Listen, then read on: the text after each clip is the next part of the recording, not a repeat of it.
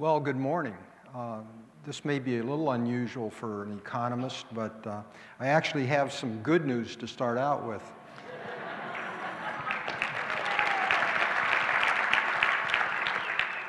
And the good news is that the recession is over. It's not official yet. It takes economists a long time before they're really sure, but the longest and deepest recession since World War II has definitely come to a close. But, and this is important, and this is the reason for this meeting today. This is important for your planning, for your organization. We're not going back to where we were.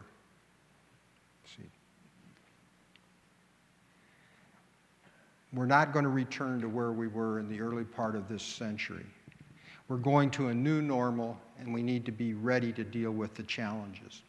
What are those challenges? What's the new normal? Those are some of the questions that I hope to answer for you today. First, let me talk a little bit about what's moving us toward the new normal. And it's partly economics. We're going to have a slower economic recovery than we're used to. Normally, under the old normal, 4 years after the start of the recession, GDP, the economy would be about 10% higher than it was when we entered the recession. This time, we're only going to do about half as well. What about jobs? We lost 8.4 million jobs in this recession. We're not going to get them back, all of them back, until 2013. And because the population grew, because the workforce grew at the same time we were losing those jobs, we're still going to have significant unemployment clear up until 2015. In 2013, the forecasts are that we're going to have about 8% unemployment at that point as well. Here's something else that took a hit: total wages. This is not individual wages. This is a sum of all wages for everybody in the country. What you can see is that in 2009, they actually fell. And that's historic. That hasn't happened since World War II. There was only one quarter since World War II that's actually happened in. That helps explain why the state's budget situation is as bad as it is. And then there's wealth. Our housing prices, our housing values, the stock market, combined by the start of 2009, we lost $17 trillion, about 25% of our household wealth. Now, we've recovered some since then, but we still have a large shortfall in our household wealth. Those are national numbers. What about Minnesota? In Minnesota, we lost 160,000 jobs in this recession. The jobs have come back some since the start of the year. We've added about 25,000 jobs, but that still leaves 135,000 jobs left to get. And since in a good year, we'd add about 50,000 jobs, it means it's going to be about 2.5 years before we get back to where we were. And that's just the economy.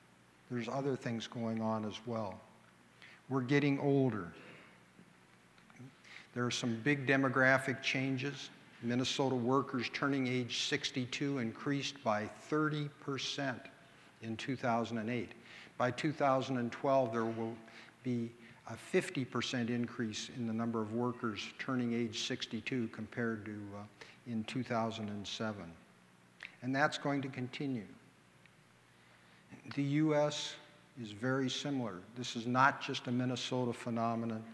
This is a national phenomenon. In fact, it's actually a global phenomenon. Europe is getting older as well. Japan is getting older. Even China is getting older, something that we're just not used to.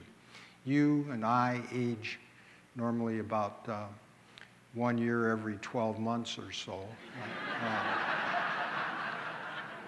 But we're just not used to countries getting older, and that's something that we're going to see. Here's another picture.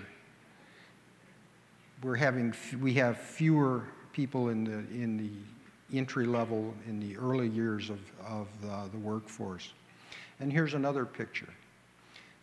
This shows where the growth in the population, the age cohorts where the growth in the population is going to be.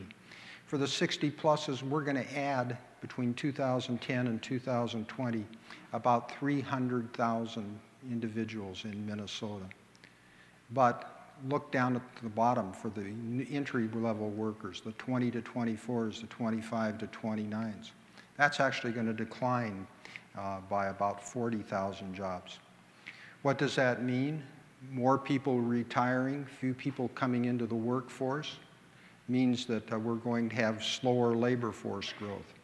You can see in this graph, already our labor force is growing about half as fast as it was before. By 2020, 2025, we'll be virtually flat. That includes additional working by people who are 65 or above. Why is this important? Well, it's important because the economy grows only in two ways.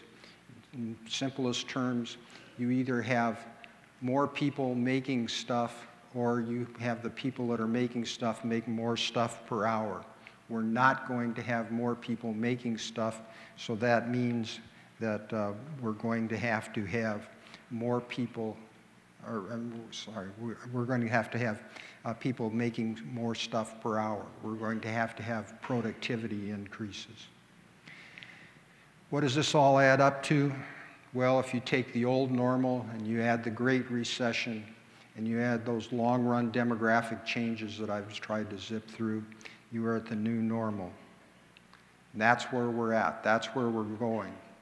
And the question for you as managers and staff of nonprofits is, what does it all mean?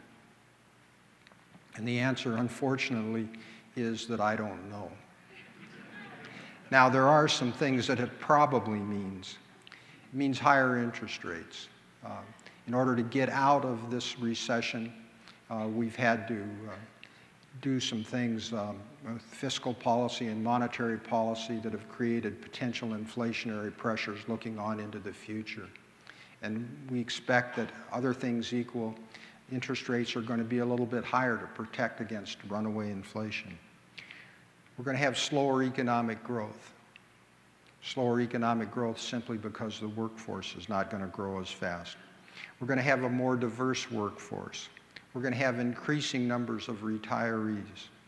We're going to have less consumption and more saving as people try to rebuild their household wealth so that they'll have enough to retire on.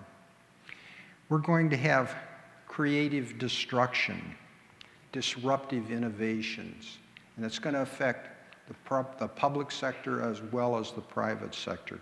It's going to change the way that we deliver services, and we need to be aware of that.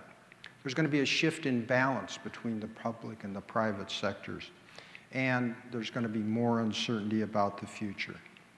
Let me show you a couple more pictures about the future under the new normal, some that might surprise you. Here's one. We're going to have more 65-plus Minnesotans than we have people in K-12 by 2020. That's going to change the political dynamic as you think about it. Healthcare spending is going to increase. There's nothing insidious about it. It's just a natural fact of aging. As you age, you spend more, you require more visits, you require more procedures, and it's more costly. 55 to 64 cohort spends about 87% more than the U.S. average. The 65 to 74 spends about 150% more than the U.S. average. Nothing insidious about it. It's just a fact of life, or maybe even a fact of prolonging life in this case. This is going to put pretty significant pressures on state government.